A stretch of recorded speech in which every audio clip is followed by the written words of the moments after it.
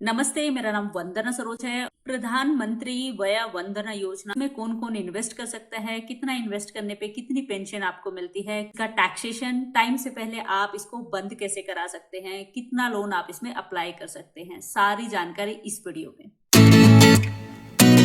प्रधानमंत्री वया वंदना योजना एक तरह की पेंशन स्कीम है जिसे कि आप सिर्फ LIC से ले सकते हैं। अगर आपकी उम्र भी 60 साल या उससे ज्यादा कितनी भी उम्र है तो आप इस स्कीम में इन्वेस्ट कर सकते हो।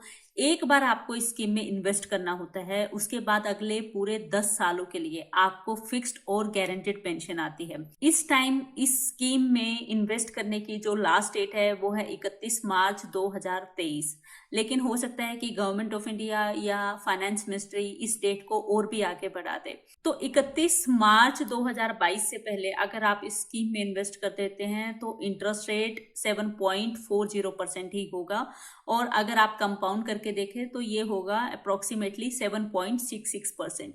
ये जो इंटरेस्ट रेट है ये अगले 10 सालों के लिए फिक्स्ड हो जाएगा। बीच में कोई इंटरेस्ट रेट भी अगर चेंज होता है तो उसका भी आपकी पेंशन पे कोई फर्क नहीं पड़ेगा। लेकिन अगर आप इन्वेस्ट करते हैं 1 अप्रैल 2022 या उसके बाद, तो उस टाइम का इंटरेस्ट रेट आप जरूर चेक कर ले, क्योंकि फाइनेंस मिनिस्ट्री हर फाइनेंशियल ईयर के स्टार्ट में इस स्कीम के इंटरेस्ट रेट को रिव्यू करती है। ये सेम भी रह सकता है और चेंज भी हो सकता है। तो 31 मार्च 2022 तक अगर आप इन्वेस्ट करते हैं तो इंटरेस्ट रेट है 7.40%, और इसके हिसाब से आप कम से कम इस स्कीम में इन्वेस्ट कर सकते हैं अप्रोक्सीमेटली 1.56 लाख रुपीज, और ज्यादा से ज्यादा आप अमाउंट इन्वेस्ट कर सकते हैं 15 लाख रुपीज। ये पेंशन लेने के लिए आपको लाइफ सर्टिफिकेट या जीवन प्रमाण पत्र भी सबमिट कराना होता है। ये स्कीम आपको आपकी लाइफ पर कोई रिस्क कवर नहीं देती है। अब मैं बात करती हूँ कि कितना पैसा इन्वेस्ट करने के बाद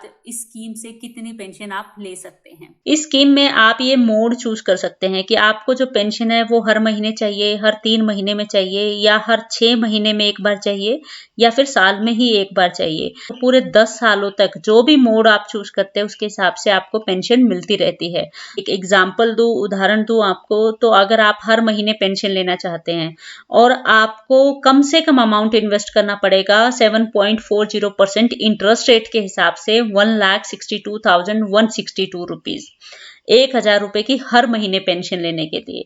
और जो मैक्सिमम अमाउंट आप इस स्कीम में इन्वेस्ट कर सकते हैं वो 15 लाख रुपए है।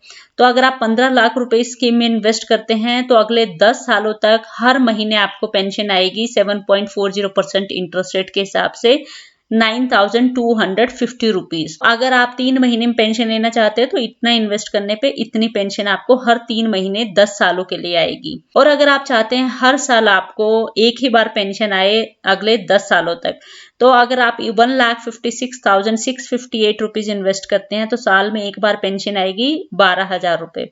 और अगर आप 14,49,086 रुपए इन्वेस्ट करते हैं तो आपको साल में एक बार पेंशन आएगी 1,11,000 रुपए। 1 अप्रैल 2022 को हो सकता है ये इंटरेस्ट रेट चेंज भी हो जाए, तो उसके हिसाब से पेंशन अमाउंट भी थोड़ा बदल सकता है। 10 साल पूरा होने के बाद जो आखिरी किस्त आपको पेंशन की मिलनी थी, लास्ट EMI पेंशन की मिलनी थी, वो और जितना पैसा आपने इन्वेस्ट किया था वो दोनों आपको दे दिया जाता है, और ये अकाउंट 10 सालों के बाद बंद हो जाता है। जिन्होंने इस स्कीम में इन्वेस्ट किया था, अगर इन 10 सालों के बीच में उनकी कभी भी डेथ हो जाती है तो उनका जो भी नॉमिनी है उनको सारा पैसा इस स्कीम में जितना इन्वेस्ट किया गया था वो दे दिया जाता है, और ये अकाउंट बंद हो जाता है। अब मैं बात करती हूँ लोन के बारे में। जब आप इस स्कीम में इन्वेस्ट करते हैं उससे पूरे 3 साल हो जाने के बाद आप इसके अगेंस्ट लोन ले सकते हैं। जितना पैसा आपने इन्वेस्ट किया था उसका 75% तक अमाउंट आप लोन की फॉर्म में निकलवा सकते हैं। अगर आपको 10 साल के बीच में कभी भी इसमें से पैसा निकालने की जरूरत पड़ती है, इसको बंद कराने की जरूरत पड़ती है, तो आप कैसे करा सकते हैं।